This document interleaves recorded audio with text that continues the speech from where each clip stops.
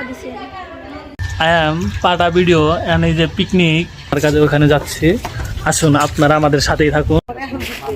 আসসালামু আলাইকুম প্রিয় দর্শক, এই যে দেখেন আজকে আমাদের পাড়া ছোট বড় ছেলে মেয়ে সবাই মিলে এখানে খিচুড়ি খাওয়া হচ্ছে। দেখ এই যে এদিক দেখা আরো অনেক পোলাপান আছে, প্রায় 60 থেকে 70 জন, এবং নদীর কিনারে দেখেন কত সুন্দর আবহাওয়া, একদম ফ্রেশ নদীর কিনারে, যমুনা নদীর কিনারে আমরা পিকনিক খাচ্ছি।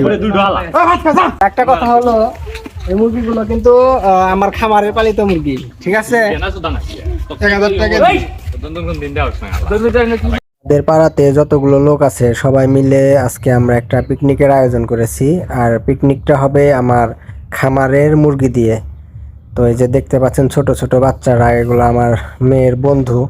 প্রথমে এদেরকেই খাওয়াতে চাইছিলাম, তো পরে আমাদের পাড়ার সবাই বললো যে আমরাও খেতে চাই। তো এজন্য আর কি আয়োজনটা একটু বড় করে করা। আমাদের পাড়াতে মোটামুটি 50 থেকে 60 জনের মতো লোক আছে। তো এরপরে আমরা চাউলগুলো মেপে নেব। চাউলগুলো মেপে নেওয়ার কারণ হলো, যেহেতু অনেকগুলো লোক খাবে, এজন্য চাউলের একটা কত পরিমাণ চাউল এটার একটা আইডিয়া থাকা উচিত। এরপরে আমরা মাংসগুলো সুন্দরভাবে ধুয়ে নেব। তো রান্নার ফাঁকে ফাঁকে দেখলাম যে ছোট ছোট বাচ্চা যারা আছে এরা নদীর তীরে এসে খেলা করতেছে আমাদের রান্নার এই জায়গাটাতে। তো রান্নার কাজে কিন্তু আমার এলাকার যে ছোট ভাইরা আছে সবাই হেল্প করতেছে। তো এরপরে এখন আমরা মাংসগুলো খুব সুন্দরভাবে যে মশলা আছে এগুলো দিয়ে মাখিয়ে তারপরে কিন্তু রান্নার জন্য প্রস্তুত করব। আর এর ফাঁকে একটা কথা বলি, আমাদের পাড়ার সবাই কিন্তু আমরা মিলেমিশে থাকি।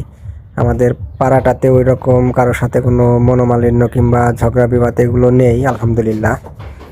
তো এখন আমাদের রান্নার প্রস্তুতি চলছে।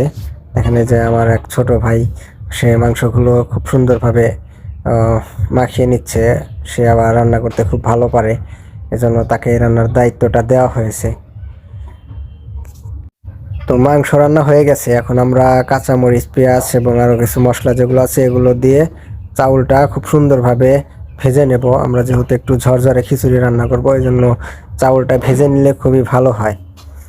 তো এখানে কিন্তু আমাদের অনেক লোকজন আছে, পাড়ার মা বোনেরা যারা আছে তাদের যেহেতু ক্যামেরায় দেখানো সম্ভব না, তো এই জন্য শুধু আমরাই কয়েকজন ক্যামেরার সামনে আছি। আর এই যে লবণ ঠিক হয়েছে কিনা আমরা একটু চেখে দেখতেছি, লবণটা ঠিক হয়েছে কিনা।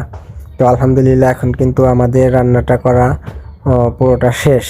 তো এখন খিচুড়িগুলো একটু ভালোভাবে নেড়ে চেড়ে এগুলোকে চাপ দিয়ে কিছুক্ষণ ঢেকে রেখে দেওয়ার পর এই যে আমাদের যত বাচ্চারা আছে সবাইকে